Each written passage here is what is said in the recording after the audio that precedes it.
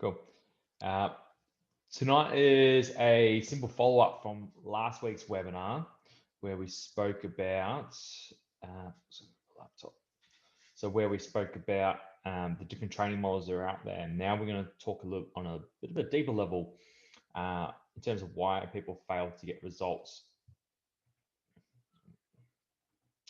Cool. So just a background of why people fail to get results. So the reality as humans is we tend to cherry pick information that's in the media, that's online, from opinions of certain people as well. We tend to be biased towards opinions, and sometimes the opinion that we pick is beneficial to a point, and then actually becomes almost not detrimental, but it's almost like it's pointless even implementing what they've said or discussed.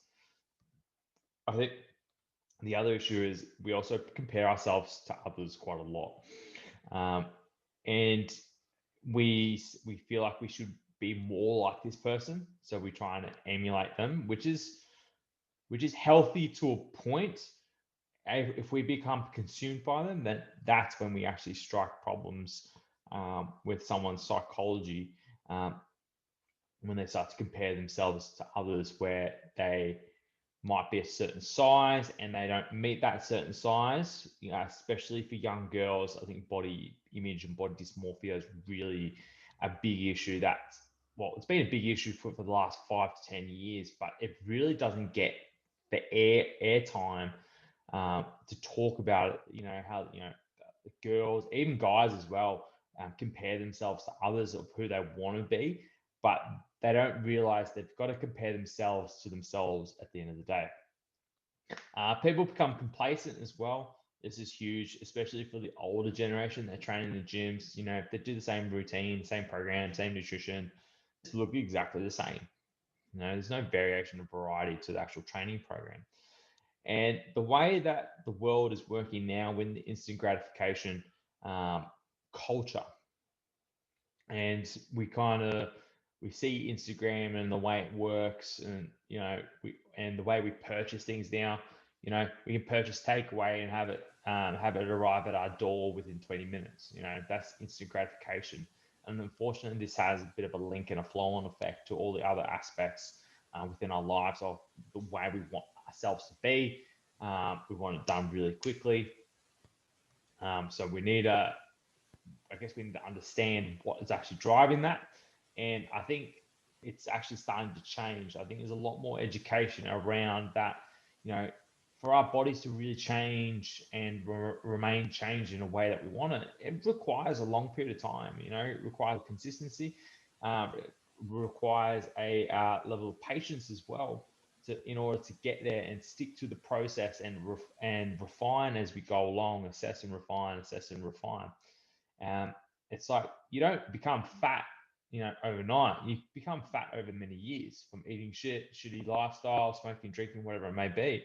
So these are the issues we really need to address. You're not going to automatically of a sudden just go, you're going to be, looking like The Rock in 2 minutes. The Rock was actually quite chubby when he was playing football at the University of Miami. Then he went to a wrestling career, and even then he was still a bit pudgy when he started his career as Rocky Maivia in the early 90s, and he transitioned and his body composition began to really shift. But that's a different story. And failure, less so now, but it's still out there, is failure is demonized. And failure in the aspect of getting results, I think it's really got to come down to, why do we fail? Why do we fail to do this or that? Why do we fail to get to our result in that certain period of time? I think we need to understand why we actually failed in order to actually realize why we actually failed to get the result. What did we implement that wasn't good, or what could we change to do it better next time? And this is where people don't want to try again as well. So they failed. They're like, nah, fuck, this is really not for me. So what do? They just throw their hands up and don't even bother again through the process. And I think that's got to do with the way they set themselves up. in the actual process. It's almost like they're walking blindfolded on their journey, all of a sudden find there's a cliff on the edge, and they just keep walking and walking and walking, and eventually they'll just fall off the cliff with whatever they're doing. They're just walking blindly through the whole journey. So that's why they need someone to guide them through the whole process. So we're going to go through, I think I've got about 6 for tonight. So in terms of why people fail. So usually, most times goals are vague or unrealistic. So clear definitions are really required for this. We want to know what specifically don't they like? How does this specifically impact them? How does it, what will it enable them to do? And what will it mean to them to achieve it? Right? We need some feeling. We need some oomph behind it, rather than just being something that we say. There needs to be some sort of feeling behind it. When they say this goal, it brings up some sort of emotional pain, or brings up some emotional drive for them. To, like, fuck, I really want to get there. I really want to achieve this, or I want to. I'm sick of being fat, sick of being overweight, sick of my joints being sore. I'm ready to do something about it. Those are the people that are ready to make change, and you can hear it in their voice. And they've tried everything, and they've kind of hit that point of rock bottom. Also, overreaching. A lot of people tend to overreach really quickly and not develop this base level of understanding and foundation with the training, nutrition, sleep, lifestyle modifications. It's the way we got to our points, or our starting points, essentially was through shitty lifestyle choices that happened over many years. Little bits here and there. You go half a degree off when you make a decision, then later down the track you go half a degree off, and you repeat those decisions, and you're 20 degrees off from where you actually wanted to be. And you're like, holy shit, this is not where I wanted to be. It was because it was through multiple decisions that they made. And usually sometimes there's not enough pain or desire for one to change. So we want to make sure that when we're talking to someone, they actually have a real reason to change. Otherwise, you're kind of just wasting your time. Monitoring progress. I think this is a critical component, especially for those who are really new to the strength training world, or those who are new in terms of just general health and fitness. And the reason why is we want to know if your program and the effort you're putting in is leading to the results. I guess everyone's would have seen, or people do, fitness classes like Zumba, body pump, or something like that. And really, like, they do that for months, if not years, and you see little to no change in these people because they're not really tracking. It's not really providing the progressive overload needed. It's not really having those underlying principles of health and fitness in order to create the change. And it's basically it's leading to nowhere. It's basically just running on the spot, essentially. And it needs to be measured based upon your goals. So either weight loss, it needs to be, if it's fitness related, you need to do some form of fitness testing. If it's strength related, we need to do some form of strength testing, yada, yada, yada. Progressive overload. So this is actually critical because some people aren't even working close to the right intensity. So RPE, with Mike Tashir coming out with the powerlifting world, and Mike Israetel coming out for the bodybuilding world, it's really starting to make some real traction in terms of RPE or RIR, reps in reserve, in terms of dictating how hard you're actually working. And I think this is a real important factor for everyone to know in terms of understanding how hard they're actually working and how does it fit within their microcycle, so their actual training structure through the week, but also the mesocycle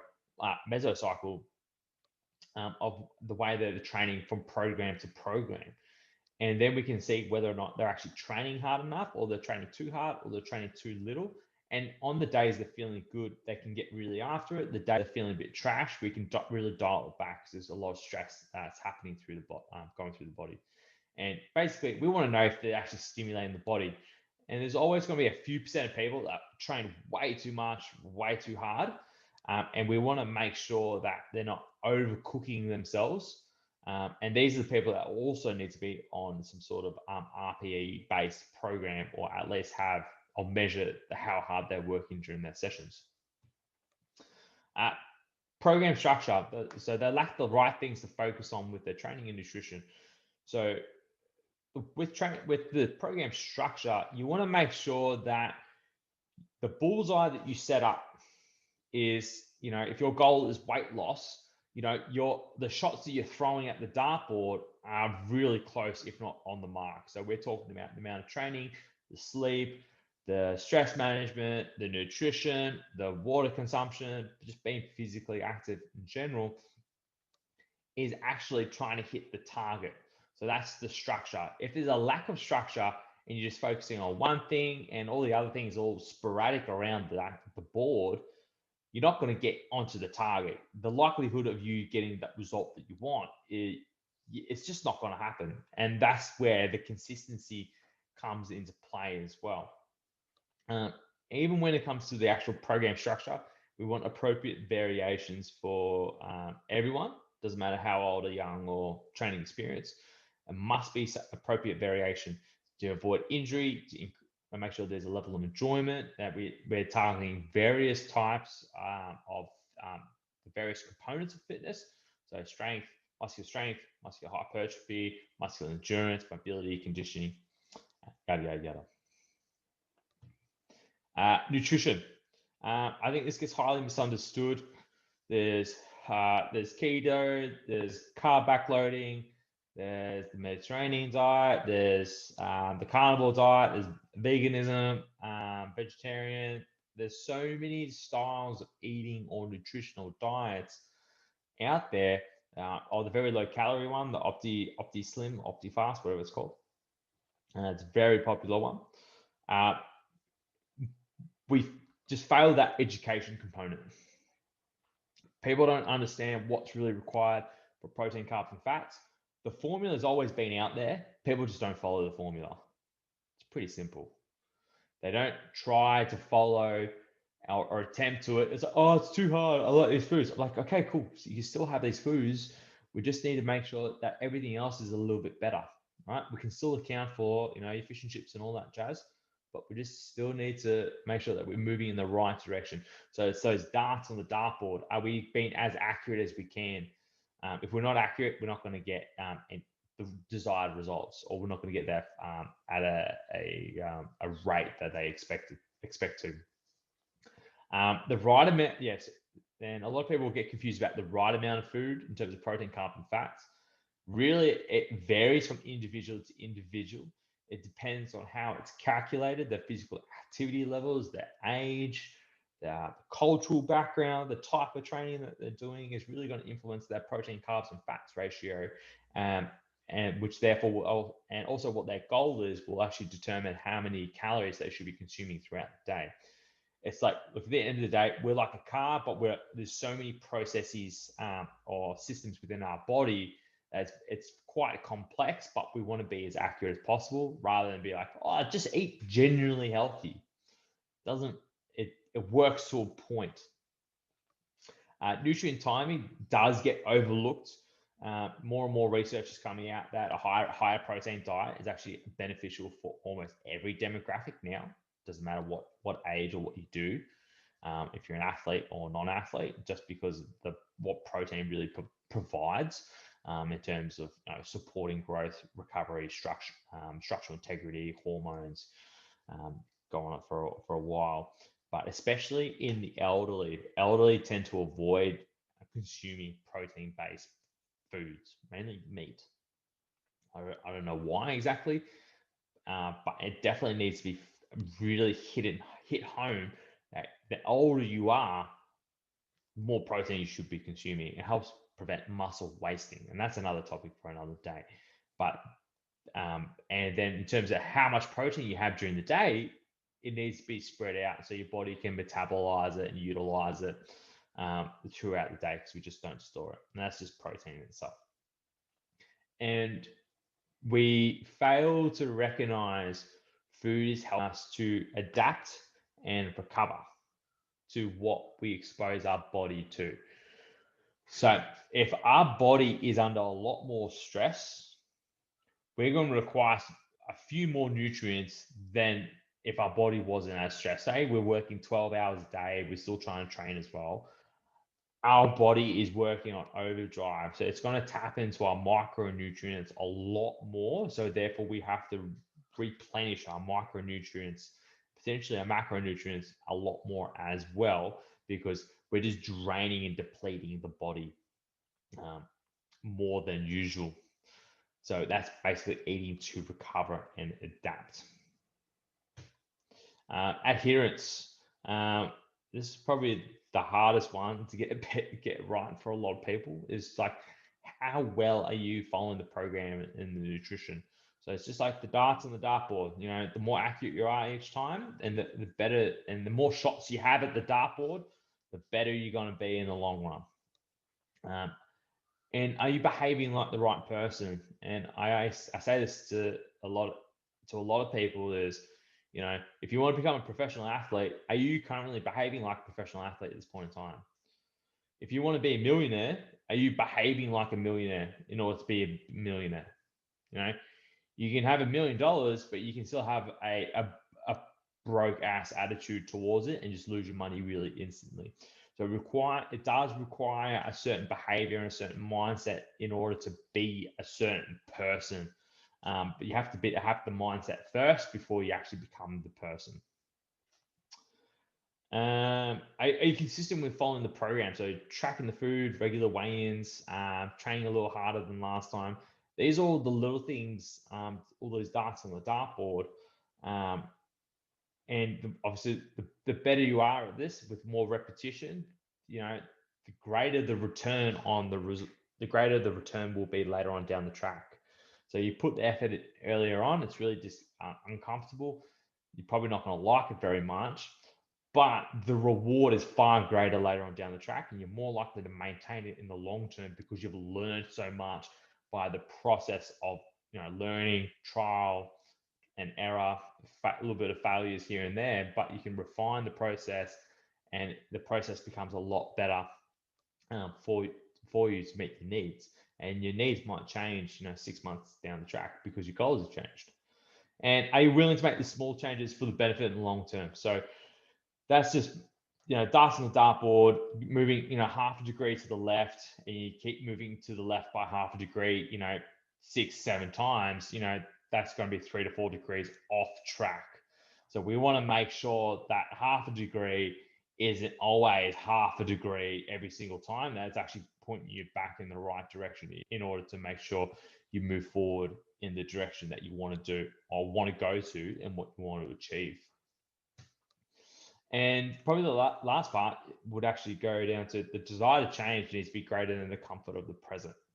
So the goal or the outcome that we want has to be grand, but also the pain that someone's in also has to be really strong, that they're really sick and tired of the current position that they're in, and they're not willing to accept it. And I think that's the critical part. Are they willing to accept the current state? You know, if they are, great, let them go. That's fine. If they want to get fitter, they can go for a walk every single day. But if they're really ready to change who they are, what they want to do, be a better parent, whatever their goal is, be a better co-worker, be a better boss, you know, it's time to crack the whip and get really uncomfortable.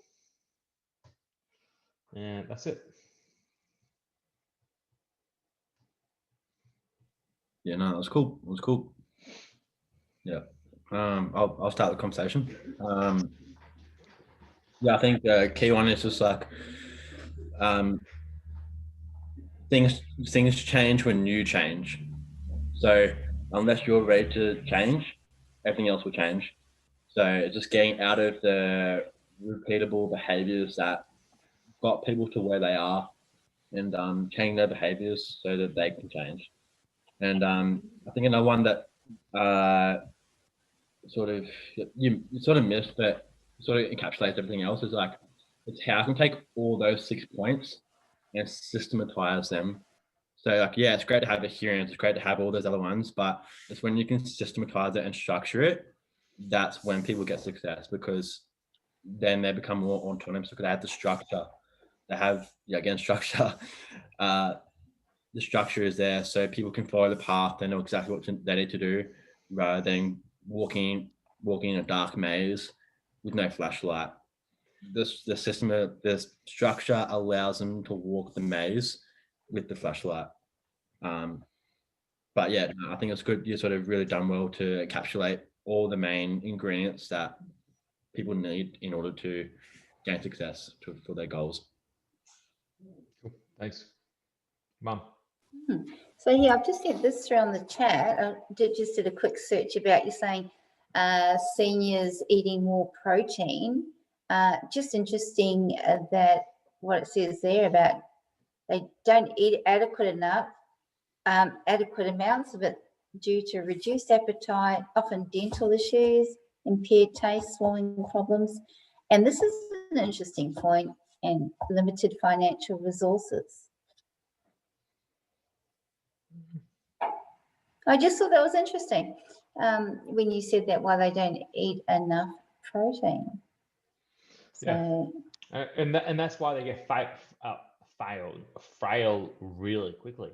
You know, their health declines very rapidly, especially as they get older. If they get small injury, unfortunately, it really catastrophizes, you know, their outcome, their outcome. Yeah. So prevention. So basically, it's about it's about prevention. But again, people won't prevent unless they've got a good reason to prevent. They won't do the hard yards and want things easy, but they've just got to be in enough pain to make a change. You know, it's a bit like, you know, I don't know, you might be going for an operation or something, and you have to, you know, an example happened here, you know, they had to lose weight, you know, lose a certain amount of weight before they actually even had the operation. So there is a good goal to, you know, to go for the amount of weight that they needed to lose. Otherwise the operation wasn't going to go ahead.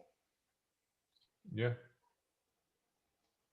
And that's trying to take a massive step when they've been off course for so long as well. Exactly. So you're trying to redirect this whole person who's probably facing 180 degrees the wrong way in one massive step, and that's very painful for a lot of people. So that's why I keep saying, you know, a half a degree to the right direction is going to be better off, you know, doing lots of little steps, half degree, eventually all equal the outcome that they want.